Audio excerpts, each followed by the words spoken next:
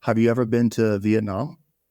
Negative guy. I'm mad pissed that I never went to this one place in Vietnam. I want to show you, dude. It's so crazy. And I never even knew it existed. Apparently, this place was like recently discovered, like in the 90s, I believe. It might be 95. Can you see it? Yeah, wow.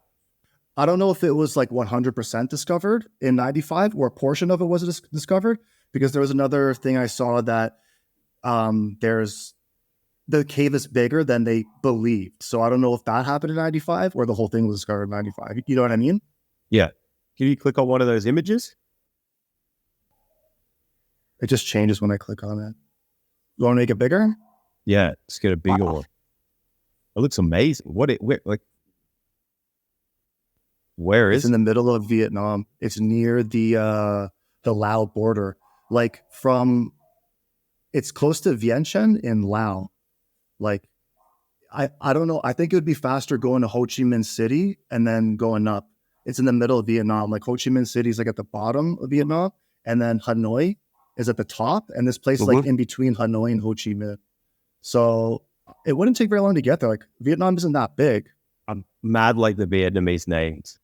Son Doong. Yeah. Apparently, it's a 6-mile long cave that is huge. You could fit skyscrapers inside it, was what one guy said on Joe Rogan on one of the not most recent Rogan podcasts, but a couple months ago, I think. He mentioned that, yeah, it's incredibly massive and it's 6 miles long and you don't see daylight for 2 days. Whoa. What do you mean? Like when you're going in there? Yeah, I guess like getting through it takes you 2 days to get through the 6 miles. And there's no daylight. That's what he said. Can't you just like walk in from the top there? I don't know how it works, Scott, but we have to go and we have to fucking pause it. Like, yeah, I would love to. There's huge lakes inside. I don't know, guy. Look at this. I get, yeah, but fucking caves, dude. You don't like caves? Oh, negative. Why not? I like autonomy, guy. I like a bit of freedom. And get in a cave is just like, yo, if shit fucks up in that cave, you're dead. You know what I mean? Like, it's when you say it's 2 days without light, like, yeah. If some shit goes wrong, we could be fucked up. If you're stuck in a cave for long enough, you lose your sight, actually. I think after 3 or 4 days in complete darkness, your eyes begin to get affected. Yeah, I think you've got quite a bit longer than 3 or 4 days before you lose your sight, but I think it you don't lose it. You don't lose it, but it starts getting affected. You know what I mean? That's the same thing as when you're born or when a baby's born. If you leave the baby in a dark room for like a couple of weeks or even a couple of months, your eyes won't connect to the brain, essentially. Even though your eyes are a part of your brain, they're just full. But anyway, you just, without the stimulus of light, you just don't develop vision. If you don't use it, you lose it, You lose it, correct. Is there like, can we go on to like, can you go onto like Pinterest and type in the name of this place? Okay. Son Doong. Yeah. Son Doong. I'm mad at tree because like top left, it's like, it's water in the caves. There's mad water. There's lakes in the cave. Yeah, I'm trying to get an idea of how big this sucker is.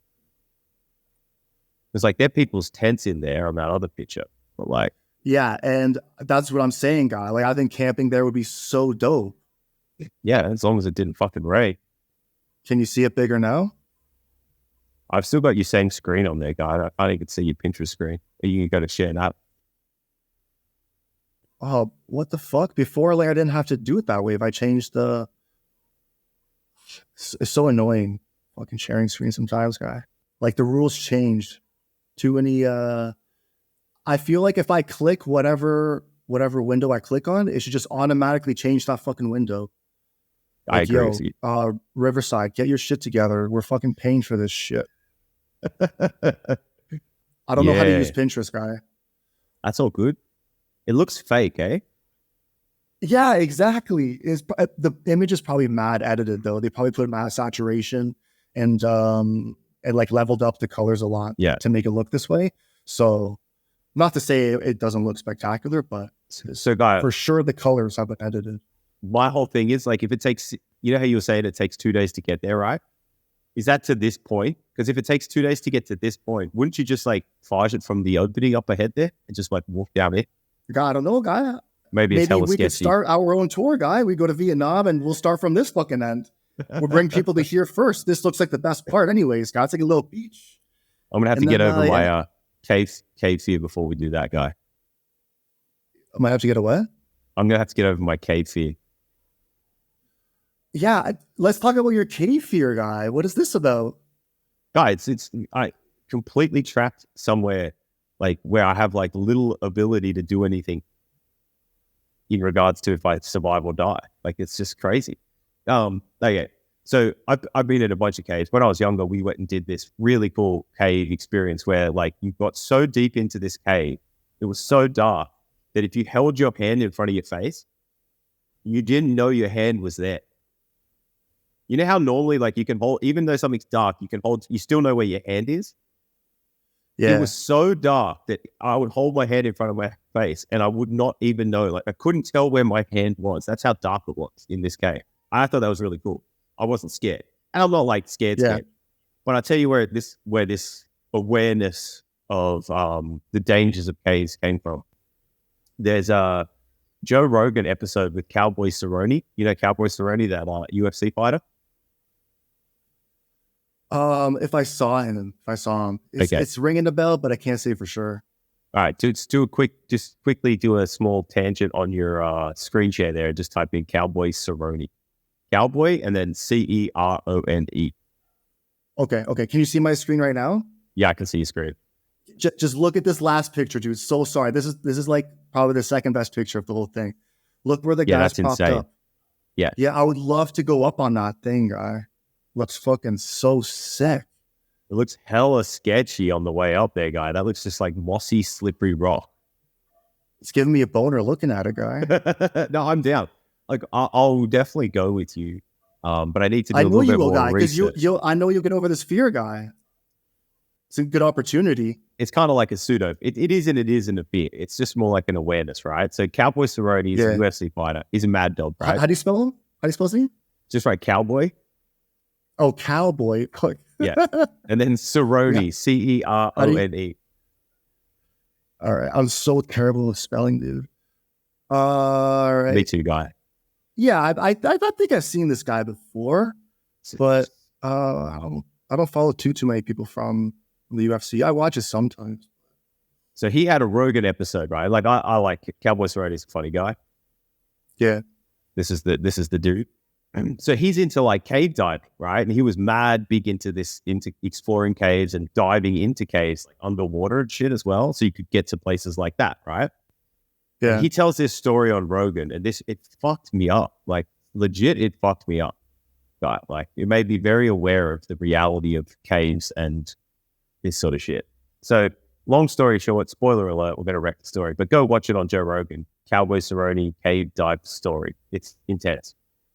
Anyway, he tells his story about how him and his buddies would go cave diving all the time, and his wife like really wasn't like a fan of it. Like she was very concerned. And anyway, so he like talks about this time he goes down into the cave with his buddy who's like super experienced and all the rest of it. But he was like, he had a weird feeling, like he's like he was kind of like second guessing whether or not he should do it, kind of thing. And then his wife's like, you know, like I really want you to like be careful, and like I'm worried about you going and doing this again, like something could go wrong. And he's like, you know, there's all these rules, like if someone gets fucked up underwater, like you don't try and save them because then you'll die, right? So it's like if someone fucks up, you've just got to let them, and you've got to be okay with that. Like that's one of the rules of like cave diving, apparently. Okay, because then like if you go and try and help them, they can fuck you up, and then you both end up dying. And so like, you know, one person dying in this sense is better than two people, kind of thing. Anyway. Okay, but like, sorry guys, sorry. What do you think is an example of a situation where you can't help your buddy? Okay, so we need a bit more context. So these guys are going through caves, but they're also doing cave diving, which is underwater caves. So they're going through caves that are like full of water to get to places Yeah. that aren't full of water or are still full of water, but they can explore, right? So you Yeah, no, think I about got this, that. like, I got that guy. well, but so Sorry. think about there's all this sediment that sort of settles on the Yeah. walls of the cave. And any little movement, you can sort of like perturb that and it'll start to make the water cloudy, right? So then you've Right. lost your vision. So you don't know which way is up or down. And you lose your sense of bearings because there's no sunlight, there's no nothing. You don't know up from down, left from right. Like you can get discombobulated very easily. So in a lot of these caves, if they've been explored, they'll have like a rope, like a guide rope that you can hold on to. But you still don't know whether or not you're going up or you're going down, right? Especially if the water gets cloudy. And so what can happen if somebody gets a bit discombobulated, they start thrashing around, then they start perturbing all of that sediment, and then that starts to cloud the water, and then, you know, you can't tell which way's up and which way's down, and you only have a certain amount of air or oxygen available. So you can only do things for a certain amount of time. So if you spend half your time going the wrong direction, well, then you're not going to have enough air to get back out. So like all of these things become incredibly important because of like where you are. Like it's just, you're so far from like the natural human habitat that you got to be really careful of this kind of stuff. Anyway, he's got this story with his body and they go down, super experienced, and something happens to his body and he starts like thrashing around, like he starts panicking and he starts like making like clouding the water and all this sort of stuff. And he was like, fuck. And so he wanted to, like, he checked how much oxygen he had. He like made sure he knew exactly where he was, kind of thing. And he's like, oh, I could go and try and help him. But like, if I do that, I can only go and help for so long because I'm only going to have so much oxygen or whatever. Anyway, he goes and tries, can't do it. Eventually, you there, guy? Yeah, listening. Okay. So, and then like he tries to help him, he can't help him, and his body dies under there, guy. And he's got to come out. His wife and his kid are out there, and like his friend and one of his good mates has just died down in this cave because of like how fucking sketchy caves are. Whoa. Right? Whoa. Yeah. Fuck, I butchered the story. crazy. So go watch the real story. Cerrone, No, you didn't butch the story. I he fucked tears it it up, guy. I derailed it, guy. My bad. No, not you at all.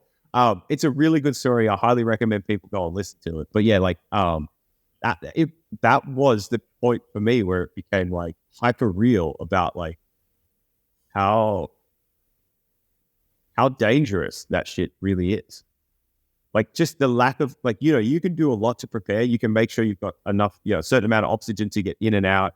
You can make sure you've got like the ropes to guide you. You can make sure like a whole bunch of different stuff, but like you really don't have that much control in those environments. That's wild because he had to leave his buddy there. That's a fucked up story, man. That's fucking me up a little bit too. It's intense, guy. Well, honestly, watch the pod. He tells it way better. He explains like all of the stuff. Yeah. No, that was a good story, guy. I have a cave story. You might not like this. It's not anywhere as intense as his because nobody died. but you might not like it though. I was in Laos and I met these German guys there, and we were in Luang Prabang, I believe. It's like northern Laos. Mad fucking sick. Like if anyone ever decides to go to Laos, mad recommend it. Go to Luang Prabang and also go to Vang Vieng, something like that. And but anyways, there was these tubing cave, like these caves with water that you could get on a tube, and then there's this line, and you just pull yourself like along this line deep into these caves. And the caves are like very big. You know, you could have like two people side by side, probably. It'd be comfortable. But you know, you're all in single file pulling this line to get down this cave. And you have the choice of going with a tour guide or on your own. And we're like, yo, fuck it, we'll just go on our own if that's an option. You know what I mean? So we decided to go on our own, and we went down to where you're supposed to go, like where the guide takes you. And there's another part where you're not supposed to go. And we were kind of curious, why can't we go over there? And because we weren't with anybody, we're like, yo, fuck it, let's just go down over there. So we took it all the way down to the end, and at the very end, we found this pool area thing. It was so fucking dope, and there was a sunlight coming in, right? So we could Yeah. see like the bottom of it because the water was clear. So we went like swimming and we went diving into this into like I don't know what to call it, like a cavern part in this cave. Um, and I remember feeling like so free because we went to somewhere we weren't supposed to go and ended up being the best part of the whole fucking cave. So it was sick. And then it actually we went in deep into this cave. Like I remember like on the way out, because on the way in we were so excited, like I didn't even remember the time. But when we were coming out, like it took us like 40 fucking minutes to get out. And I was like, holy shit, like this Yeah, is you a went this is a deep. little bit concerning. Like this, we went this deep, like for real. Like I wasn't even like aware.